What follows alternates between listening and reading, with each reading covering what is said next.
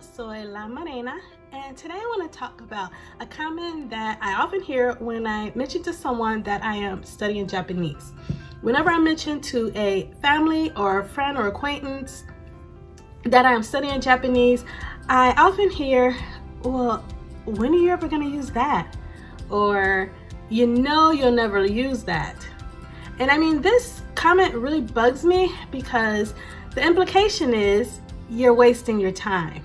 And the assumption is the only reason why someone should ever study a language is if they're going to use it for a job, or if they are frequently around people who speak the language, or if they plan to live in or visit the country where the language is spoken. And I highly disagree with this because, well, number one, people have a lot of different reasons for wanting to learn a language, and I have a couple of reasons myself. Now, when I was younger, back in the early 90s, when I was in my early adulthood, and this was back in the day before there was the internet or all of these electronic devices that we have today, back then we had to do things like write letters when we wanted to communicate to people who were in another country, and we didn't want to spend hundreds and hundreds of dollars on long distance phone calls. So back then I had pen pals. I used a service where they matched you with people from all over the world. And I did this because I was interested in people who lived in different countries. I was interested in different cultures, and I just really enjoyed getting to know people and writing and hearing about, well, what's it like to live in your country and what is your culture like, and just make friends for people around the world. It was actually a hobby that I had that I really enjoyed.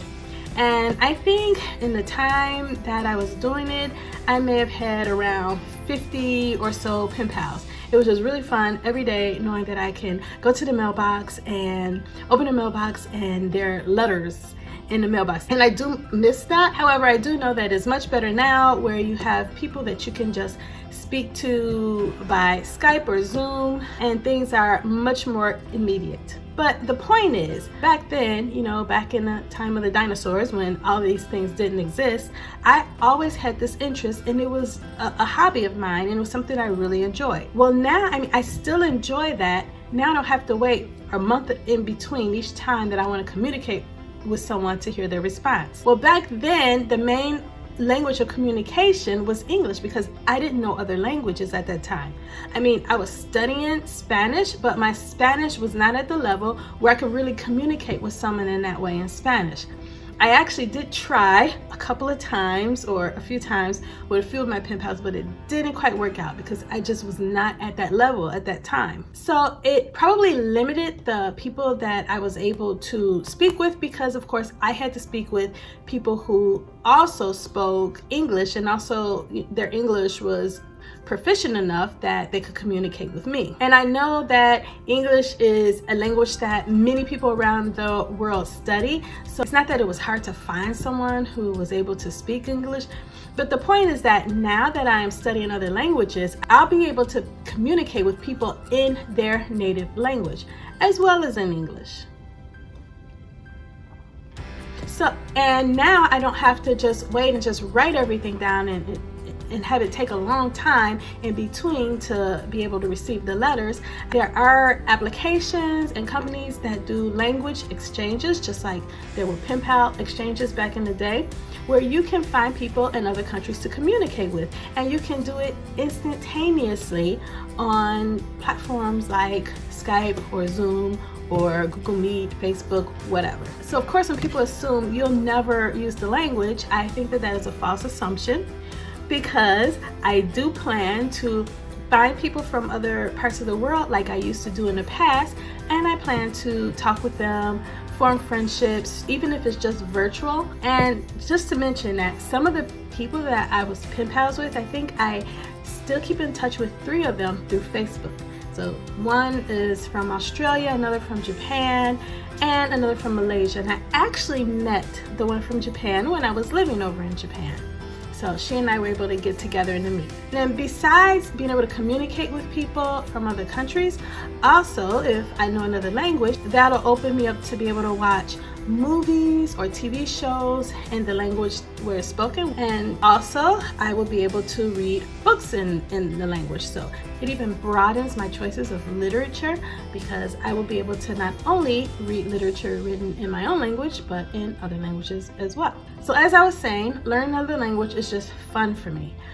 Maybe for some people, they think that it's just something that, well, you only do it if you're able to use it in some kind of way, because maybe they just don't have a passion for it. They don't really get enjoyment out of just learning the language for the sake of learning the language because it is an enjoyable experience. Perhaps they just have different motivations. But for me, I just think that a big motivation could be simply you like doing it. I can remember when my kids were young and my husband and I, we would put them in lots of different activities. And I remember my daughter wanting to get into gymnastics. And my mom made a comment. She said, well, gymnastics, why gymnastics? Why don't you put her in something that she could use? And by that she meant she really thought that we should have put them into like learning some type of instrument. That probably would have been true. My kids never showed an interest in playing a musical instrument, but they were showing an interest in other things. And yes, it is true that sometimes we did kind of put them into things just to see if they would like it or not. But my daughter already had an interest. She already expressed an interest in gymnastics, so I decided to put her in that because it's what she wanted to do.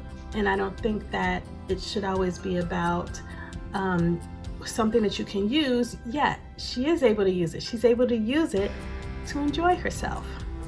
And I think that that is something that many don't place a value on. I'm not really a fan of putting someone in something that they really don't enjoy and then they don't want to do it. You always have to like beg them, oh, come on, you need to practice, you need to do this. If it's something that they really enjoy, then they're going to naturally practice because they want to naturally get better at it because it's something that they enjoy doing. So therefore, I think that that is reason enough. Now, another reason, and I know I've mentioned this in a previous video, the reason why I really want to continue to learn other languages is because I really want to keep my mind active. And learning another language is a good way to keep your mind active. Just like you exercise your body in order to keep your body fit, you need to exercise your mind as well to keep your mind fit, especially as we age. It is really, really important. There are a number of people in my family who suffer from dementia, and I know that keeping your mind active is a way to prevent or to delay like the onset of dementia. And I know that it could be hereditary, so that is one thing that I'm very conscious of, because for me that is something that I don't want to happen. And I know that we don't always have complete control over these things, but for as much as I can control it, this is what I'm going to do.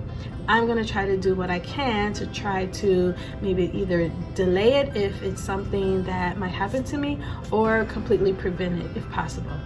And I've seen quite a few polyglots on YouTube that I follow, and some that are a little older in age, and they've learned lots of different languages, and their minds, to me, just seem really sharp. Now, I'm not sure if maybe it's not even in their genes to even to maybe suffer from something like dementia or Alzheimer's, but I think that it probably is a factor. It's just kind of like your body.